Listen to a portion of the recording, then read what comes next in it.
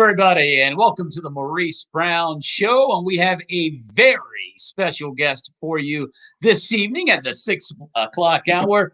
Ladies and gentlemen, please welcome to the show a very talented performer in the DMV area, comedian, writer, mentor for the Christian Comedy Association. Excuse me, she's been so many things, I'll tell you. She's been doing comedy since 1998. A native Washingtonian, she's been interviewed by Christina Gray of WHUR, Raynell Green of Heaven 1580, Prince George's Gazette, and other print online media. She has performed on the East Coast and the West Coast, as well as Puerto Rico. She has opened for some of gospel's greatest artists, Pastor Andrew Best, Shanita Morris, otherwise known as Chocolate, Lisa McClendon, and Andre Crouch. And she's appeared on TV commercials, stage plays, concerts, and private events. Ladies and gentlemen, please, with no further ado, please welcome the very talented Platinum. Hey, Platinum, how are you? Hey, everybody. How you doing? Good to see you. Welcome to the show. Thank you for having me. Hey, it's my pleasure. It is my pleasure. Trying to see if I can get a little louder sound for myself, but thank you. Yes, indeed. I remember when I started doing comedy about 7 years ago in the area. You were my first stop at an open mic that you were having. I had a great time. Met a bunch of faith-based comedians and artists and entertainers, and I had a great chance to do some wonderful networking there. Tell us a little bit. Are you still doing that open mic? No, I did it for about a year, and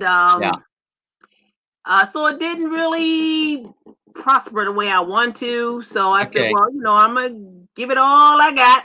So I did it for about a year, and then after a year, I closed it down. Okay, I got you. It was really a very positive experience for comedians that are, just trying to stay substantive with their content and clean and family friendly. And it's just not something that you see very often in the DMV area for comedians. So I'm sorry to hear that. Prayerfully, you'll be able to get that going again. That was really a great open mic. Yeah, we hear them say, hey, we need some clean this and clean that. Then when we give them to them, they don't show up. Well, that's a good point. That's a very good point. In the midst of this pandemic, Platinum, what have you been doing to try to stay busy, to supplement the inability to be out there live? Are you doing Zoom shows? Well, actually, I have not. I was getting ready to have my AMU Mother's Day Eve dinner and comedy show before COVID showed up. Yeah. And I was getting ready to get back out there doing some things because I actually have a boutique. So I've been kind of putting more of my attention into the boutique than I have into my comedy. So I said, you know what, let me get back out here now that I retired, and start doing some more comedy. Then all of a sudden the pandemic hit. But no, I have not done it Zoom or anything like that. But I thought it'd be nice. I actually did a little skit called Naomi's Story, and it's a comedic, but it's biblical. And so I was thinking about putting that out. So I am going to start getting back into my comedy real soon. Okay. So, and I think you had a question whether I was doing Zoom or outside. Right now, I'm not really comfortable gathering with a bunch of people in or outside. Yeah. So if I was to do something, it would definitely be versus Zoom. At least Zoom, hi, Miss Clarice. You got a little bit of feedback. You know what I mean? You would have a little bit of feedback. Yeah. Of course, outside, when you got a live crowd, that's even better. Oh, yeah. Well, no question about that. Hey, Charles Babler, watching from Tacoma, Washington. Thanks for tuning in. Hey, Charles. Absolutely. I tell you, I haven't tried outdoor yet, Platinum. I've done some Zoom shows, and I was reluctant. To do those, but I had a lot of comedy friends say, "Oh, Maurice, you got to try." And it wasn't too bad because you can see faces on the laptop. Right. Okay. So, and so you can kind of interact with their images, and you hear them laughing. as Right. well. But, it still doesn't, replace the live thing. And then so being outside, they say it's pretty good, but the laughs, they go up into the air and disappear. Right. And you just don't get, the And sound. But outside, you got so many other distractions too. So that's the thing of being outside. You got other distractions. yes, you do. You do. Thank you, Miss Clarice. You do But have yeah, other distractions. you got a lot of distractions outside. So you're Yeah. competing with elements and things and cars and Well, and it's about to get cold. Yeah. Yes, So yes, yes. I don't know how they're going to So deal Zoom with that. would probably be the better piece, or unless you already got something pre-recorded. I was Yeah. thinking about, you can get a few close friends, maybe rent out a hotel room or something, get a Uh-huh. few close friends, make sure they social distance, and you can pre-record stuff because that Right. way you're getting the live feedback. And Oh, then okay. you get some Yeah. pre-recorded and then put it out there on Facebook or, your platform, wherever you're going to share that. Exactly. Hey, Hilda, what's going on? That's my cousin from North Carolina, all the way down east in North Carolina. That's some great barbecue down there, Platinum. You All ever had right now. barbecue in North Carolina before? Woo! Ain't Some nothing good like some stuff. good barbecue. Ain't Oh nothing like my some good God. food. I love it. I love it. Well, yeah. So, do you have a prediction, Platinum? As because some people are saying that comedy is never going to look the same again. How do you feel about that? Well, I think this is where we are right now, and it's just temporary. Okay. Yeah. So I would say it's coming back. You know what I mean? But right now, God's trying to get our attention for one reason or another. That's right. So like everything, just this is allowing us to think another way of how to do stuff. You know what I Right. mean? We get so used to doing stuff this way. So maybe this, and since everything going technology, so it might be just a call that says, hey, wake up. Here's some new ways of doing things. Here's some new ways of presenting yourself. Allow us to really be creative with our craft. That's right. And you know what, Platinum, we need to have an ear out for God right now because That's right. right now he's doing something, and it would behoove us as his children to listen for the voice of God because he's doing something new. Oh yeah, he doing something. God is doing. He put everybody in a timeout, Platinum. Okay. He put everybody in a timeout. So God's got We need to do some training on how to wear a mask. Cause Lord, I've seen all kinds of stuff with the mask. I'm like, really? You know Okay. what, Platinum, I was in line the other day and I was at the grocery store and everybody had their mask on. And there's this one lady, and you got people out there, and that's why we're in the trouble we're in my opinion. But she didn't have her mask on, and she's eyeballing everybody in line like, I dare you to say something to me. Like, ma'am, hey, do what you do, ma'am. I mean, I just didn't understand. I could feel the defiance, Right, right. coming from her. And I'm like, just this is why we're in trouble because you have people out there that just want to do what they want to do. Exactly. I was You like, know, get COVID already. Get it. yeah. Get it. It's trying to date you. And So you know yeah, what, Platinum, and people and like, and my thing is, I don't wish anything bad on the president or anybody. This right. man just gets out of the hospital, almost died from the way they talked about it. Then he gets in front of the White House and he takes the mask off and sticks his chest out like he's Superman. I'm like, You see my dude. face? I believe he had COVID-19 like it's snowing outside right now. He ain't had no COVID. That man ain't full of it. Only COVID he had, he's full of it. COVID don't even want to be bothered with him. Yeah, yeah. That's how evil I he didn't get. is. Nah. You just got out of the hospital. But you're right. I mean, it makes you wonder what's really going on. You know what I mean, Platinum? Oh, Um, so we had all these other, and I know God can heal everybody and yeah, anybody and yeah, everybody. absolutely. But that man ain't had no COVID. That's just another plot to change the subject matter. He That's ain't had no right. COVID. Old clown. No, he ain't had no Well, COVID. How his old unhealthy butt gonna bounce back that fast? Come yeah, on, that's a good tell me. point. That is a very good point, Platinum. I don't know what to think about all that And he was madness. talking the whole time. He might be a spreader. That I Well, believe. yeah, it's a crazy time we're living in, but God is doing some talking right now. And speaking of God, I know that you are a part of the Christian Comedy Association as a mentor. Tell us a little bit about your association with CCA. Well, let's see. When Miss Clarice Yeah. first started it, she Okay. did her thing, I think, for a couple years. Yeah. And then I came in when she decided to create a board. I was a part of the initial board. Yes. And so I helped write some of the bylaws, as part of the first board. And I Uh-huh. wrote the descriptions for the ward category. I think I Okay. created them and I wrote them.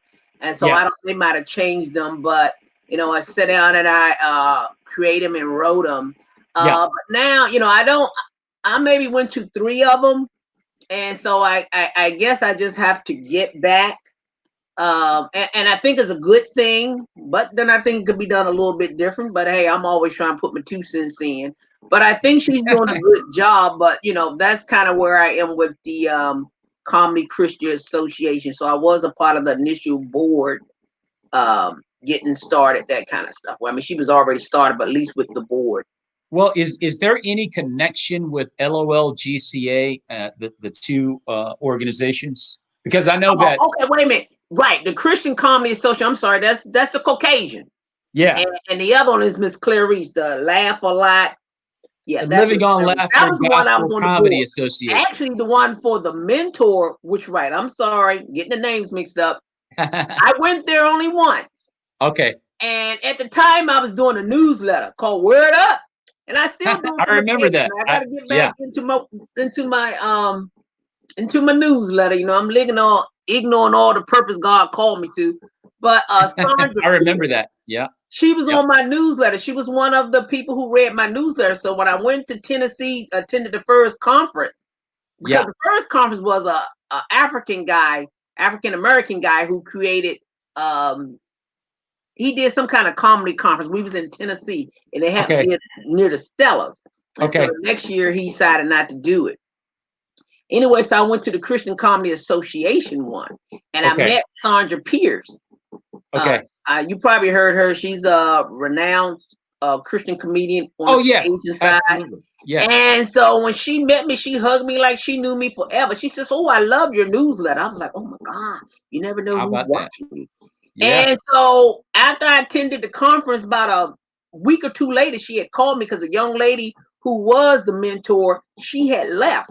And Okay. so, or she was leaving. And so she Yeah. asked me, would I become a mentor? I'm like, oh, I would be honored. And so that's how I got on there. But I only went to it one time. Okay. Gotcha. Okay. Yeah. Because I have never been to the CCA. I always go to Miss Clarice's LOLGCA. I love going there. A lot of great African American comedians there in the gospel community.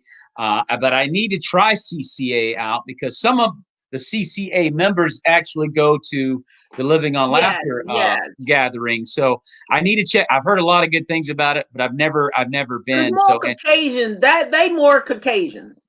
And yeah, of course, Miss Clarice is more African Americans. exactly. And so I want to check them out, and try to even things out. It's a lot of good comedy. I think Sandra Pierce is a staunch member of CCA, and Yes, yes. She was the president at the time, and then she left. I guess she got busy with other projects, yeah, and so she left. And of course, it passed on. I think to Nazareth was the came in after her. I think he was the president Nazareth then. I don't think he's the Wadala, I president think that's his now. name. Yeah, yeah. But actually, there's another guy who founded it. I think he's from Tennessee because they rotate theirs between Tennessee and California every other year. Okay. Yeah. Let me ask you this, Platinum, and I know the answer to this question is pretty obvious, but I want to ask you anyway just to get your response Okay. because I was really drawn, like I said, to your open mic. You had one of the few clean, faith-based open mics for comedians to attend, and so my question is, why do you perform as a clean comedian? Well, more as a Christian comedian. Yes. You know, Yes. when I was searching for my purpose. Okay. And so that's what God said. You know, I'm an actress, so I start out acting first. That's how I actually met Miss Clarice. Me and her played the same character called Miss Shutane. So that's how Okay. I met her doing Okay. a stage play. Yes. And so in the midst of praying and, you know, in my quiet time, then the Lord said, "You're a comedian." I said, "Oh, I'm a comedian." And so that's how I got into comedy. And at the beginning, I think one of your questions, have I ever performed before Skeeter Jenkins, huh? Hey, Skeeter. Yeah. Um, so I had performed before because when I first started doing comedy back in 2000, you know, early Yeah. 2000, because I started out acting first and then I went into comedy. Okay. And so when I started doing it, they didn't have any, you know, places where Christian comedians go. So Right. most places to get the experience was a secular club. And Yes. I learned in there, which I said, which I end up start hosting my own events. I Yeah. said one thing I would never do, and then even just studying up on it and reading about you know, being a comedian, Uh-huh. is you never mess with your audience. You know, and I saw Good these point. comedians just mess with their audience, and you Yeah. know, to a point where they had one lady almost in tears because you know she had a deformity, so that was Wow. nothing she Wow. could do about it. And I Yeah. remember I went to this training in Atlanta, Georgia, and I went to Okay. this comedy club. I believe it's called Uptown. Okay. So, you know, when I first read, they say, hey, when you go out of town, find you know, a comedy club or something Uh-huh. and Oh go yeah. to open mic. So you get an experience. So I was still kind of green then. So I went to Yeah. the comedy club open mic. So I end up getting on at the Uptown Comedy Club. And Yes. so the guy said, well, we gave you 5 minutes. You can stay on as long as, you know, they enjoying you, whoever. But you Yes. got 5 minutes. Yes. So, hey, Hey, Maurice. Scott. He's saying, hey, Maurice. So I went up there, Yeah. right? So as I'm performing and everything, I heard somebody say, kill me now. That was my heckler. Kill me Oh my. now. But I ain't Oh know my I was goodness. real new at this. And so, and first when I realized he's talking to me, I'm like, really? You know, and so the guy came up, he said, okay, your time is up. I said, cool. So I got off, you know, and I remember seeing this guy on Comic View. I think his name was Okay. Shorty or something. And Yeah. so when he got back to the mic, you know, and comedians would not secular comedians would do that, and I see it all the time. Yeah. And so he got up there and he was like, he started talking to the people and called me a B, the B word. Oh. Oh yeah. Now he don't know. This sister He, from the, you know, I grew up in the projects. Don't take that crap. he was doing the wrong one, Platinum. See, if he'd have gotten away with it, every comedian would have came up there with a, you know what I'm saying? Yeah. So I Yeah. stopped little Shorty in his tracks. Yeah. And I said, I'm Okay. gonna tell you this. Now you can tell me get off your stage. I said, but you're gonna dress me by my name. Yes, ma'am. And my Yes, name is ma'am. Flat, Yes, and ma'am. that's what you're gonna call me. He like, oh, okay, yeah, okay. Cause I'd have took off my earrings and I'd have been ghetto up in that camp. Don't you call me no out of my name. Oh, no. We ain't playing that. Cause that's what I saw when I first started out. With the Yeah. lady, like I said, she was hackling one comedian, and every comedian came up there, follow suit of the first one. And they just Okay. stopped picking with the lady, and she was drunk. You know what Yeah. I mean? Yeah. So, and I learned even if you get a hackler, you can shut them up, you You know, can. do your You little can. witty stuff on them. And if Yeah. they don't shut up, at some point, then it is the club manager's job to come up and ask that patron, you know, either you're going to enjoy the show or I'm going to have to ask you to leave. Exactly. Yes. Yes. Yeah, but no, don't pick with the audience. And I've heard now, say if somebody had something weird on, you Yeah. can comment. They know they weird looking. And you know, everybody can laugh. And then at that point, you move on because you should have came with enough material that I don't have to look into the audience and they become my subjects. I totally agree with you. I totally agree with that. And that's one thing I noticed as a beginning comedian who was focusing on being Christian and clean. Whenever I would go around secular comics, I noticed Platinum that they were always using the audience to build material that they didn't have. Right. It's like if you're a comedian, you're supposed to come with material. Correct. And now you're belittling the audience members to get laughs. Exactly. And they do it a lot. Secular comics do it a lot, you know, and you called them out. You called them out.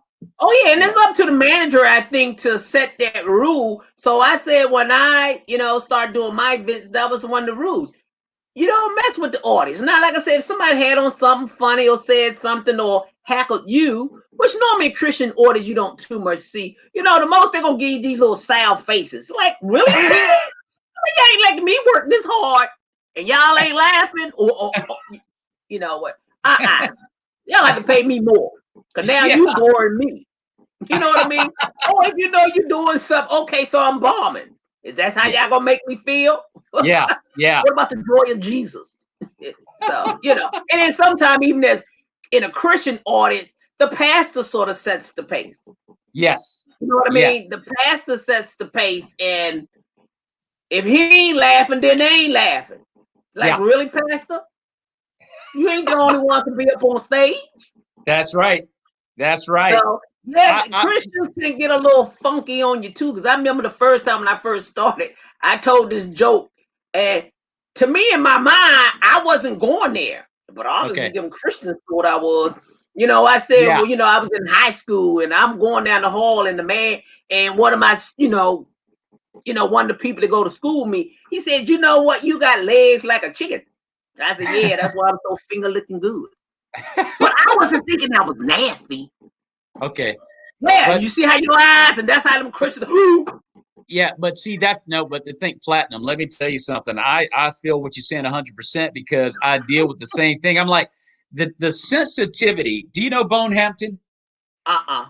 Bone Hampton is an African-American comedian. He works a lot with Sandra Pierce. Okay. And but Bone is really funny. And he said the problem with a lot of churches. Go ahead. Yeah, he said the problem is the church is a cookie cutter church. So if you're offended by any of these jokes that I'm telling, that means you're not willing to realize that you as a human being go through things. Yeah, and as long as you're not being lewd and crude and profane, you know what I mean. You should be able to handle the content. Well, that's them the ones I say they so heavily bound they ain't no earthly good, and they'll be the same ones like one guy said. You long skirt hoochie mamas. Because you wear long skirt don't make you a savior. It does not. Because you wear short skirts, which when I came to my church, I don't mind my knees showing. Right. That don't make me a hoochie mama because I'm showing my knees. You know what I'm saying? Of course not. People try to label you based on what you look like. Really? I don't think so. Yeah. I don't think so. So don't be so, like you said, heavily bound. You ain't no earthly good because as Christians, we still got to, baby. We got to know what's going out there in the community in order to witness to people.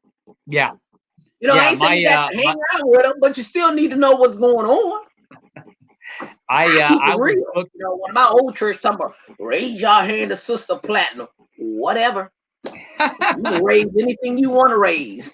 Well, Platinum, can I ask you? I want to switch gears just a little bit and ask you a question in regards to what's happening in our nation right now. As far as the racial and social climate, which has gotten very hot. When you look at situations like a George Floyd or a Breonna Taylor, or most recently Jacob Blake, and then you look at how the world has reacted to the United States. And I think, for my memory anyway, correct me if I'm wrong, I don't ever remember the world being disgusted with the way the United States is dealing with racial relations. And basically surrounding the names that I just called out. You got the Black Lives Matter movement. You've got a lot of protesting going on. What I'm asking, I guess, Platinum, is do you think that positive, effective change can come? Oh, definitely. As the Bible said, when you got a wicked leader, you got chaos. Yes. When you get a Christian leader, you got peace. Right now, we got a wicked leader. And he created all this chaos. And I go back to the guy, I don't know his name, said everything Trump touches dies.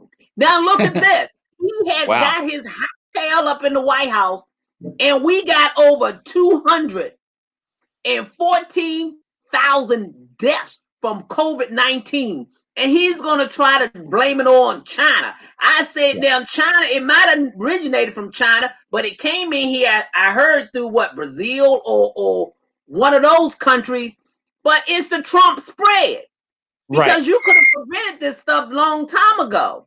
And then first, Black Lives Matter. You know, everybody like, well, all lives matter. You darn tootin' all lives matter. But all lives ain't being taken like the Black lives. So, you know, let's keep this into perspective. We know all lives matter. Yes, we know that. Yes. They're not killing all individuals. They killing Black people, unarmed people. Somebody put out something about, you know, had all these different white guys heavily armed, arrested. Got the Black person unarmed, murdered. You know, it was a grid of about, I think about 15, 12 people. Yes. And even the last guy up there skipping from Illinois and went over there into, where was he, in Minnesota? 17-year-old. He had a gun. Yeah. And then they gonna say his mama actually drove him there. What is she thinking? I wish my 17-year-old can some rifle, aka whatever he had, telling me drive him somewhere he gonna shoot somebody. If I wouldn't take that gun and knock him upside his head out, really?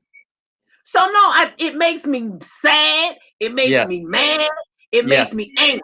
But one good thing, I'm so glad that all these episodes happen. They're not associated with the Black Lives Matter.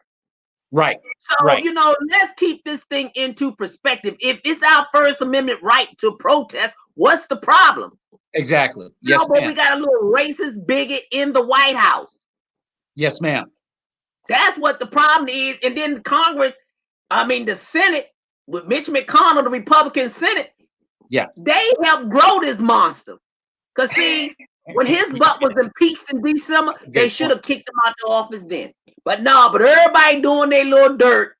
So they holding on to the little Bama. And I don't call him the president. I call him the resident. That's what he is. He ain't no president. He's just a resident, and him and his family still killing and destroying.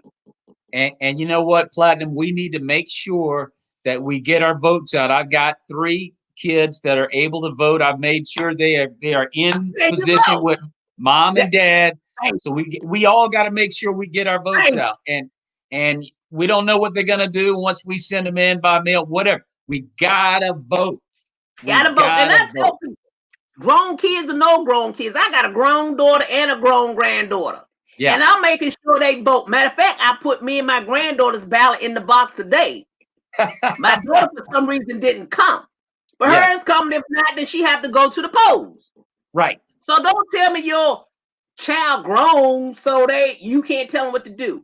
Don't make me cuss up on here. Oh, yes, you can. Hey, as long as you the parent, they still get to do what you say. Whether they're in your house or not. My daughter don't live here with me. Yeah. But that don't stop me from being her mama. That don't stop me from guiding her, telling her what's right or wrong. You know, you got people bled, died, got killed, so we can vote. Even try to count the jelly beans in a jar. Yes, ma'am. You know yes, ma'am. Yes. And then I had somebody, and I ain't gonna name no name, in my family gonna look at me and tell me lesser two evil. Ain't no lesser no two evils. Let's get this straight here. You know, when they compare the Democrat and the Republican side, you know, they always like, well, you know, they both Yes, ma'am. No. It ain't both doing nothing. That's right. Don't get the sister on her high horse like I tell them. Ain't both of them doing nothing. There it is. One evil person. Yes, ma'am. And you got all these little evangelicals behind him. Really? And I would be sitting up in their congregation. Hey, Platinum, you know what? And it's interesting you mentioned that because, and I don't want to judge anybody, but I got to say this based on what you just said, because I think it's very interesting. Hey, listen, people can do whatever they want, but I'm going to tell you something right now. I am not going to let a clown represent me for anything. That's right. I don't care what you believe in. You're not going to let a clown represent you, are you? Right. You know what I mean, Platinum? That's the thing that I don't understand. And I think it's very, I mean, if you look at the world, I mentioned before that the world is quite disgusted with the Right. behavior of this nation. And the world also understands who's over at 1600 Pennsylvania That's Avenue. right. And they are laughing at this man. Oh yeah. So, But thank God they don't blame. Well, I hope they don't blame most of the Americans. But you know, the evangelicals sound like the only reason they like him because they want him to fill out courts with conservatives about a woman's body. Now, excuse me, I know you're a man, but my thing to them is if you so concerned about a woman having an abortion, how about getting your butt a vasectomy? well, that would work. And we won't have to worry about anybody getting pregnant. You know, I tell people, and this is kind of getting off the subject just a little bit. See, the sister not preach a little bit too. You know, and I even say to guys, you know, if you don't want a woman to have a baby by you because you ain't ready, then you take care of what you need to do so she won't have a baby. How about Stop that? leaving it up to her. Put How a about that? Or how about just don't do it? You know what I mean? If you really worry about your future, who gonna look out for you but you? Well, I totally agree with you. You don't want a baby, put a rubber on it. Or better yet, don't even do it. Don't even do don't it. rely on her. Well, I told her I ain't want, blah, blah, blah. You know how that. Come on, dude. If you really want to be holy, be like the Apostle Paul. Platinum, let me switch. Well, actually, not really switching gears. I do want to ask you another question on the same subject. Have you ever had a bad encounter with law enforcement yourself?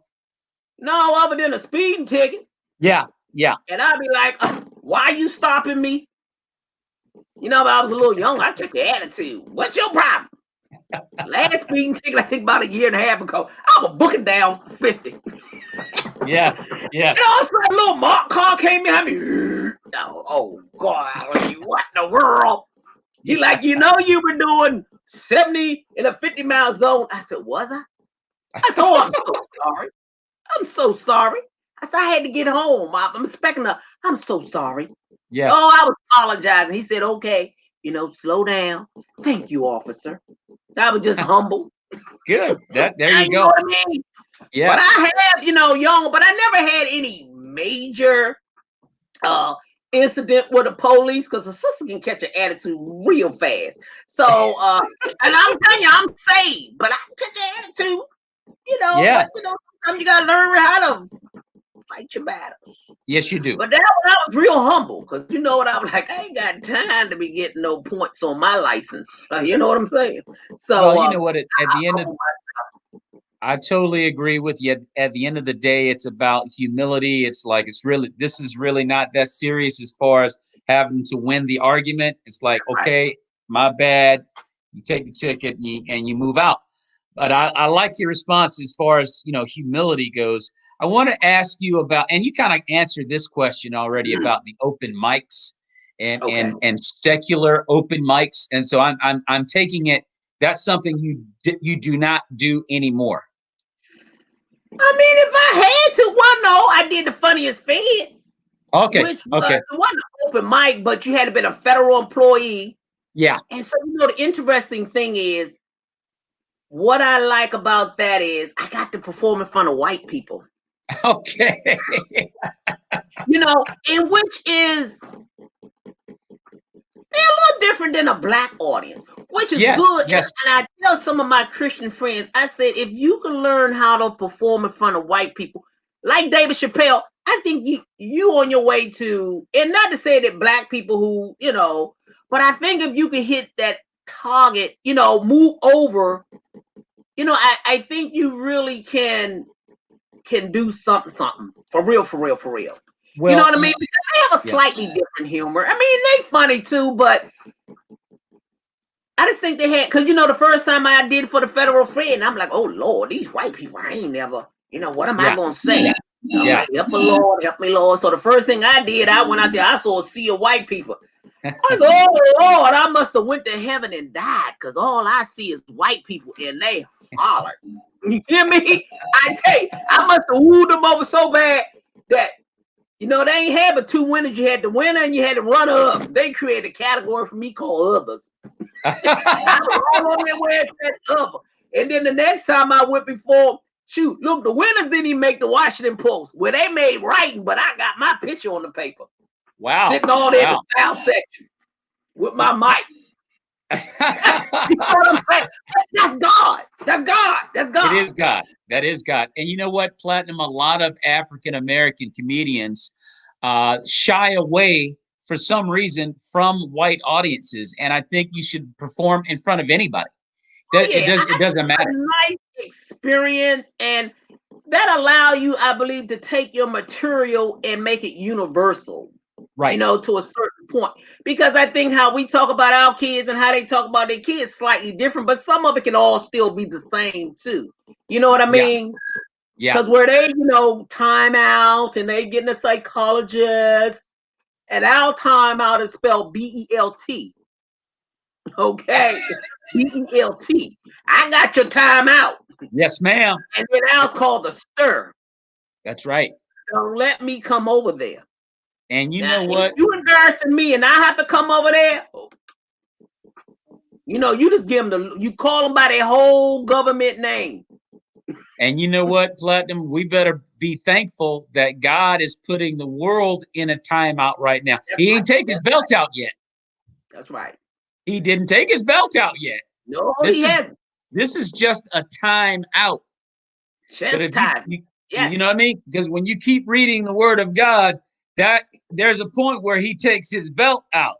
I know that's right. You see what I mean? So yeah, there's a big difference. We actually are being given a pass and a time to think. That's right. That's right. And so when we come out of this, we need to have it right, Platinum. Amen. Help us, sister. Yeah, we need to have it right. But I got to tell you though, when you're talking about performing in front of different audiences, one of the biggest things, and my wife and I were talking about it earlier today, is when you have a bombing experience, that is one of the most teachable moments that a comedian can have. You can't be afraid to fail. You can't be afraid to have those uncomfortable experiences where, hey, things just did not go well tonight, and then you got to be willing to go back and go, okay, now what happened? What could I have done better? What went wrong? And then when you're able to just laugh it off and go, okay, I'll go back and try this thing again tomorrow. Do you mind sharing an experience for you when maybe that might have been a moment where you were like, oh my goodness, I don't know if I can recover from this? Well, like I said, when I first came to Atlanta, I bombed in the churches. They don't tend to be hecklers, but you can bomb. Yeah. But one thing I learned as I was learning, the different tricks and trades of being a stand-up comedian is when you do bomb, don't go down with the ship. You look out there and you let them know I'm bombing. You let them know. Yeah. Laughing. That's a good point. And I like so that. you acknowledge what's happening with you and your audience. And that will cause them to laugh right there. So you done kind of brought yourself back up. Yes, you have. I mean? So you let them know, I know I'm bombing. Okay. And they'll start laughing because they know you suck. So you let them know, I know I suck. You know I suck. Whatever, I suck, So then you turn that suck into a laugh. You know what I'm saying? Yeah. So you gotta not go down with the ship because it will sort of mess with your self-esteem a little bit. If you try to fight it, Right. You can't ignore the elephant in the room. Okay, not bomb. Okay, so that wasn't funny. All right. Do something stupid with your face. It's all. Sometimes you joke all about in your looks too. You know what I mean? And I would say even the most famous people still bomb now. So they do. It's still because you make money or they make money. They can bomb right here today. They can. If you in front of the wrong audience, I don't care who you are or you didn't present yourself right. So you kind of learn these questions you need to ask when you go and present yourself in front of people. Exactly. You might want to say, well, who's going to be there? What's the age? Blah, blah, blah, blah. But the first time I did something in front of teenagers ain't into no comedy. No, they're hard. Write a couple songs. I don't know what you've been told. But Jesus came to save your soul. I had to come up with something. You know what I mean? little bad rascals. So you got to come up with something. Hey, Hey, like Platinum, give me you something I can get to them. You don't want to hear my old joke. You know what I'm saying? Well, hey, Platinum, you cannot ignore the elephant in the room. You've got That's to right. acknowledge it, That's right. and that's how you come out of it, And you know what? Comedians live. Of course, the longer you do it and the better you get at it, the less it happens. But like you just said, it still can happen on any given night. Because if you don't set this jokes and hear you over here, and it's also about any other thing. Know your audience. Now, I'm gonna close that door back there because it's bugging me. Excuse me. Okay, Platinum, I got you. Ladies and gentlemen, we are talking with the very talented and funny Platinum from the Washington, D.C. area. But you can still bomb. But I guess the whole thing, like anything else, know your audience. And so I know that I'm not a teen person. So if I got a gig to come and do some teenagers, I turn it down because I know that's not where my jokes lie with teenagers. So we can't be so anxious. Ooh, okay, I got a gig. And you go before an audience that your material is not right for. Because then you set yourself up to bomb. Yes. I got lucky. We have to be careful and says, okay, well, ask a little questions ourselves. Okay, who's this going to be for? Blah, blah, blah, blah. You know what I'm saying? I mean, one time I went into a prison.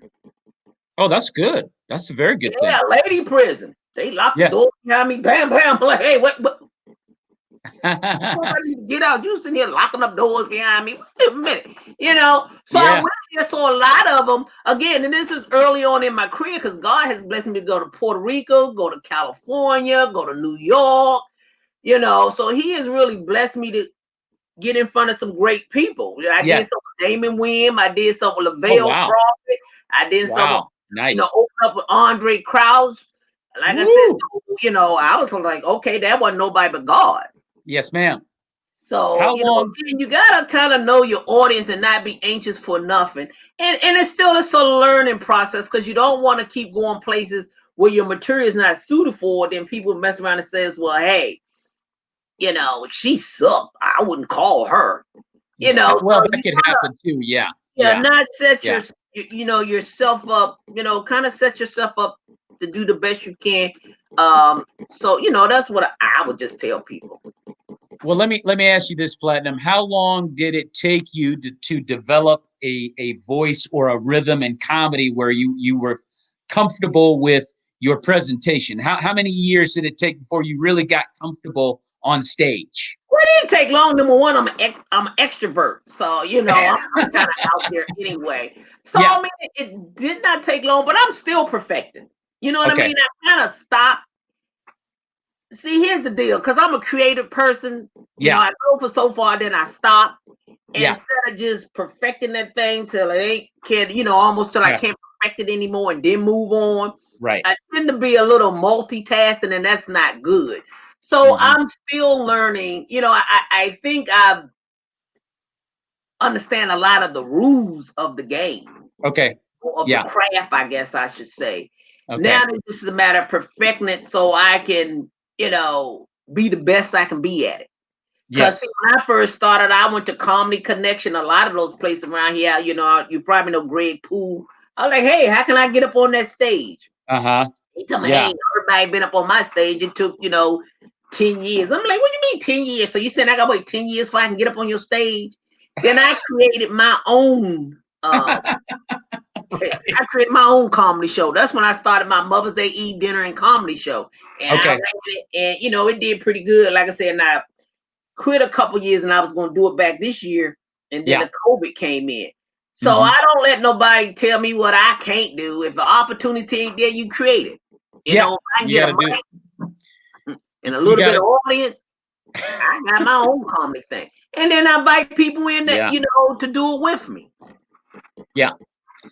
So let me ask you this, Platinum. And this is a question I know you're going to kill because you are an extrovert, but how do you deal with butterflies and the nerves just before you go on stage, or do you ever have to battle with that? Oh yeah, they say no matter who you are, you should always have butterflies. If you ain't got butterflies, you cocky. Yeah.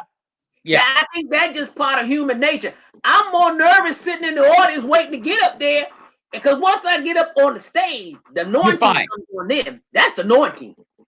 But sitting in that audience, oh Lord, I gotta go to the bathroom. 5 minutes to be on the stage, all of a sudden I gotta go to the bathroom. No, that's that nerve.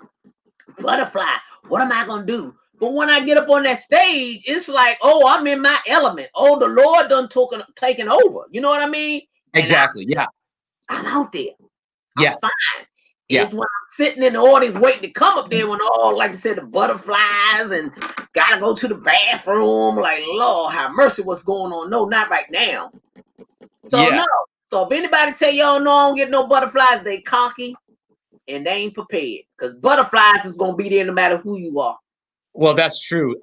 Kevin Scott says nobody on this planet can tell you what to do when God has your back. You're 100% right, Kevin. Right. That's no question about it. I'm like you though, Platinum. I'm kind of like, oh man, I don't know how I'm going to remember all this stuff. But as soon as I grab that mic, it's on. It's on. It's just on. I mean, you become somebody else. You know what I mean? You're in your zone now. There you go. You sitting in that audience, you kind of like looking around, so everybody else. I mean, you know your material, your confidence, but somehow you just butterfly out. But once you get up on that stage, it's like, okay, I'm here now. Yeah. And you know what? The reason I asked you is because a lot of comedians have different ways of handling butterflies. Like there are some comics that are like, they don't want anybody to come near them because they're in this space, they're so, into whatever they're trying to get ready to do. You can't talk to them. So, you stay away. Okay. Mike's doing his thing. Let him do his thing. But everybody's got their way. There's some people like to just keep talking and talking and talking and talking, try to get the nerves away. Some people try to write. I definitely don't like it when a comic, well, it's not my way. If I'm writing jokes for my set, that means I'm not ready. That should have been done before I got there. You know what I mean? But you see some comics, they're still trying to write. And I'm like, oh man. But everybody's got their different way of dealing with, But you know what I would say? Because I write a lot of jokes and I don't take them to memory because I'm too busy doing other stuff that are really setting down a set time each day and says, hey, this is dedicated to your comedy. Right. So that might be where they writing at.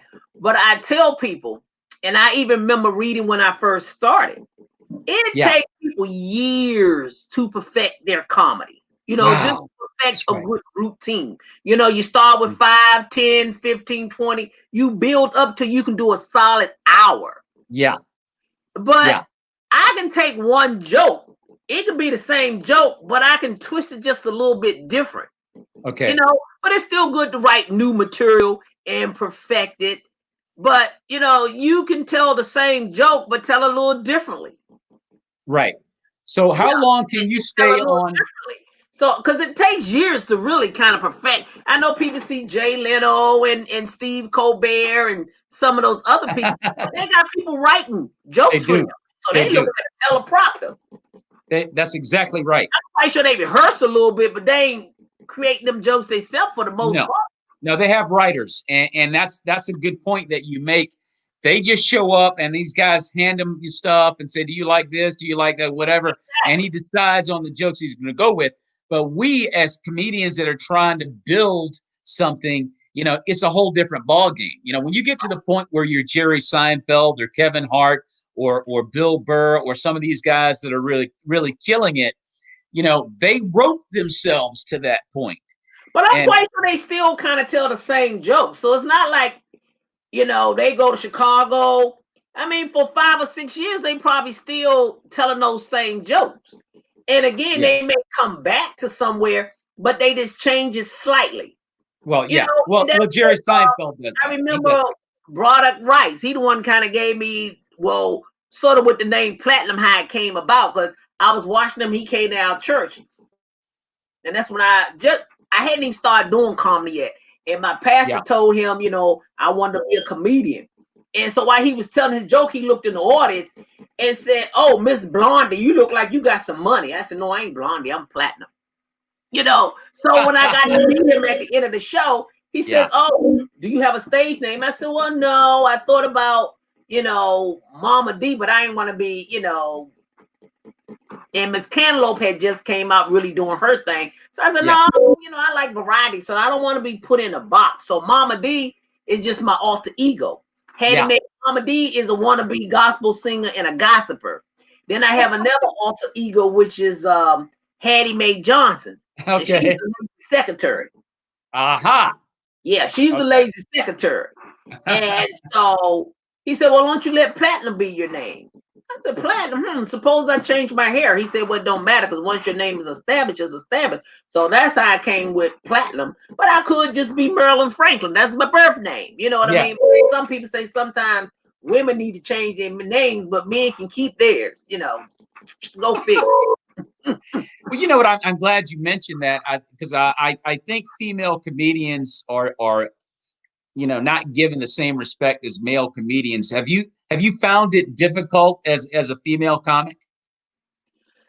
Well, no, not really. Because if I see somebody like they mistreat me, I'm gonna put them in their place. Didn't I tell you I grew up in the projects? I used to be a timid creature, but I'm in the battle of the fittest. So you know what? You can stand there and cry and act like you timid if you want to, because the world gonna walk right over you. So you know what? Platinum, but you know what? I've always felt that female comedians are actually. I think female comedians have a quicker wit than men. I think female comedians are just are funnier to me, and I don't think most men are willing to acknowledge it. In the field of comedy, you can talk about that in other parts of life as well. But I noticed in comedy, men are not willing to give females their due. It's like, dude, she's funny. Just give her props, but men don't want to do that. Because even when I was remember I said I went to the Uptown Comedy Club. Yeah. So I had a couple people follow me there from the conference. And so one lady said, she saw me the next day. She said, hey, we thought you was funny. How you doing? She said, I asked the guy why he told you to get off the stage because we thought you were real funny. Yeah. He said she was funny. But because it was a secular club and I'm talking clean stuff, he said they didn't want to hear it. Wow. I wasn't talking about, the blue joke with, what they be talking about.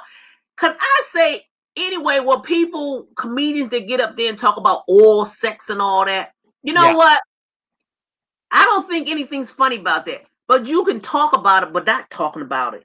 And let us leave it to our imagination. And it can be funny as all outdoors. Sure it could. Sure it could. You don't have to describe it. Right. You can let people go there with the imagination. And it can be much funnier than you actually talking about it. You know what I'm saying? Because it may work for somebody got a bunch of drinks. But even if you want to, and I'm gonna give you a prime example. I remember I was in church and I said, and I was in a class at church, and the teacher said, get a partner, pray with them, and tell them something you want God to do for you. Yeah. And I said, well, you know what? I don't think I'm funny enough. Okay. And the lady was me, she talked about her husband. Okay. And I said, I don't think I'm funny enough. Okay. That very next day, I kid you not, I'm sitting at my desk. This is probably maybe 7 years ago. I'm sitting at my desk. My phone rang. I answered my cell phone. I answered. She said, may I speak to Platinum? I said, this is she. I forgot what the lady said her name was. But guess what? She said, I'm calling from America Got Talent. Wow. I'm like, what? She said, I'm calling from American Got Talent. She said, you got a minute to speak? So I went around. I said, could you hold 1 second? I went to the conference room, which was right around the corner from my desk. And I was talking to her. So she said, you ever watch it? I said, well, I never watched the full show. I hit and miss. You surfing TV. Yeah. And she says, I want you to be on American Got Talent. She said, you can go on national TV. She said, a lot of comedians can't do that. And I'm like, well, where do you get my name from? Yeah. She said, on the internet. And if that wasn't nobody but God said, wow. When I first started doing comedy, I had on my card, I am that I am because I am said I am. Because sometimes other comedians can tear you down. They can. God told me I am that I am because I am said I am. You remember when I am told Moses, go tell Pharaoh, let my people go? He like, well, who should I say sent him? Who am I? I am sent you. Woo. So I am sent me. That's right. That's right. Yes, to do stand up. That's right. And so He was just going to show me, when I tell you you about something, then you trust and believe, no matter what others say. That's a good point, Platinum. I like that. People see the anointing on you that you don't see on yourself. Yeah. And they reflect. So I just want to say that for all y'all comedians out there, as long as you do your best, you rehearse, run your material by some people, because I mentor, other comedians. Yeah. Show them, let me show you how to put the funny in your stuff. Yeah. Well, you know what? Joke, but you got to have a punch, because that's what makes people laugh. It is. Now, sometimes you can tell a funny story if you can, but most time you add little punches throughout. Exactly. That's what you're doing. Yeah. Laugh. Yeah. Yeah. And you have to. Yeah, I be getting on my high horse, but. No, I agree with everything you just said. I was talking with a comedian earlier today, Mike Brown from Washington, D.C., and I was telling him about the favoritism that some rooms have over other comedians. You notice the same people keep getting picked to go up, and you know that, and you go, hey, wait a minute, that guy is really not that funny, but he's always getting on because it's cliquish. But the answer to that is what you just said. And that you have to let God take you to where he wants you to go. Where he wants you. And so it's not about worrying about what they're doing or let them do what they do. It's about what God is doing in your life. And you make your own opportunity. Okay, well, I ain't got to go over in the clique. Yeah, I don't have to be over there. No. With me, so we can't let that, because that can become a discouraging as well. So like you said, that's why I created my own stuff. Like, hey, you can't tell me. All I need is a mic. And because I did my stuff, I had my own sound equipment. I got my lights. Hey, I got it all. That's right. I had one person tell me my stuff ain't gonna be no good because I ain't had certain comedians on my bill. Really? And God blessed me to have orders of 175 people. Wow. Yeah. Wow. Okay. Now take that to the bank, because you don't know who I serve, whose I am. I am that I am. I love it. There you go. Blessed me to open up the door. The next year I had almost 200 people.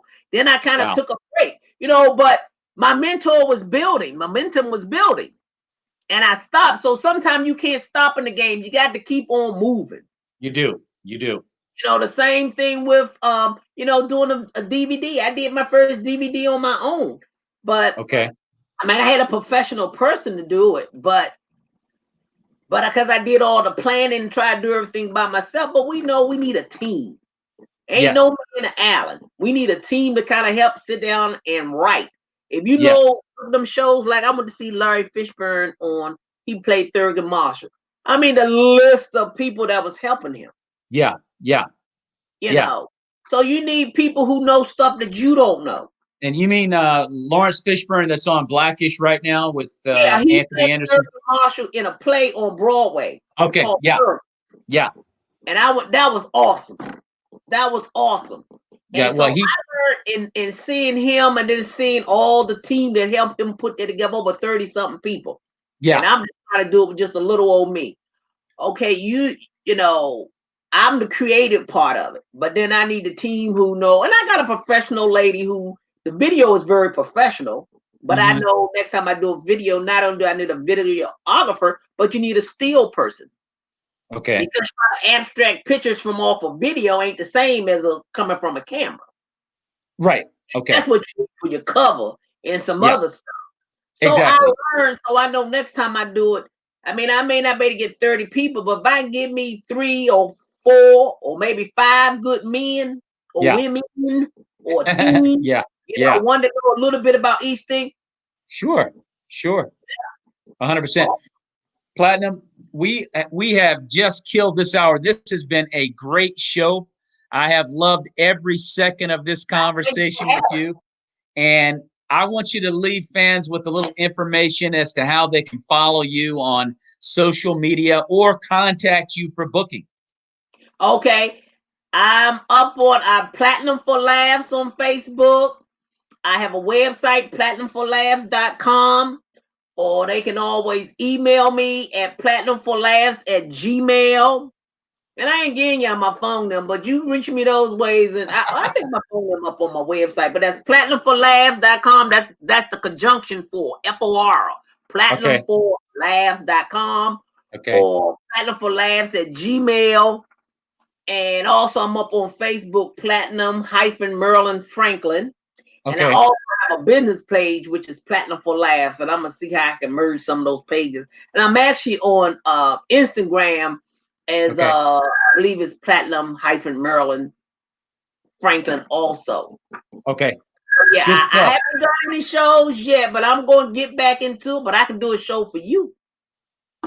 There you go. Sounds good. Well, I got some plans coming up in November, and I'm going to be in touch with you and let you know more about that, Platinum. Okay. But ladies and gentlemen, we have been talking with the very talented and amazing Platinum on the Maurice Brown Show. Platinum, thank you for being on the show, and may the peace of Christ be with you and your family. And thank your audience for showing up and saying hi and supporting you. Amen. Amen. I don't always get up here to support you because I'm trying to get my business, the boutique together. So I'm not on Facebook like I should, but I need to probably set my little alarms, notifications. So when you do come on, because you coming on twice a day? Twice a day, twice a week. Oh, so you on what? What's the day? Monday? Monday. And tomorrow I'll be, you know what? I'm Platinum. You know what? I'm glad you said something because I got 2 more shows tomorrow. And so you are on today and tomorrow at 3:00. I've got the filmmaker and director Christopher Sean Shaw. He's going to be on the show. And then I don't know if you've been watching this show called Vindication, but those 2 actors are on a crime series on PureFlix, which is really all the rage right now. They're going to be on the show November 2nd and 3rd, respectively. And I highly, please, if you get a chance, I don't have PureFlix anymore, but okay. Okay, but you could if you want to get it on Amazon or ChristianCinema.com. I think those 2 platforms are also showing it. That is a great faith-based. And what's the name of the show again? Put it up again. Yeah, it is called Vindication. Okay, cool. And Christopher. And well, this one is directed by Jared O'Flaherty. Okay. But Christopher Sean Shaw, who's going to be on tomorrow, has some other projects that he's working on with comedian Scott Wood. Do you know Scott by any chance? Scott out of California, San Diego, California. Scott Wood, blonde guy. Came up there. I've seen his name before. Yeah, Scott Wood. Let me see. I'm actors too. You see that guy right there, Scott Wood with the glasses? Right, I think he was on earlier. Yes. Yeah. I think when I first got on Facebook or something, he responded to me. Yeah. Wow. And somebody said, "You sure?" Because that guy was somewhere else. I'm like, I know it was him. Yes, indeed. So, yeah, Platinum. So, yes. What's the other fella? For tomorrow? No. What's that crazy other guy? God, he just on the new picture with Netflix. Oh God. Got his name around the tip, but he been around a while. He's married. His wife is African American. Okay. He was doing, think like a man. Are you talking about Gary Owens? Gary Owen. Yes. Gary Owen. Yes. He's funny. He's funny. Well, look, Platinum, I'm going to go ahead and skate, but I'm going to stay in touch with you because, like I said, I got some plans for November I'd like for you to be a part of, but I'll talk more with you about it. Whatever day? What's that? You on Mondays, and what's your second day? Mondays and Tuesdays. 2 shows. Okay. Yeah. Why can't you Tuesday during the day? Because in the evening is our Bible study. Okay, I got you. Well, thanks again, Platinum. God bless you. Again, may the peace of Christ be with you, and thanks again for being on the show. God bless you. God bless you and continued success. Amen. Amen.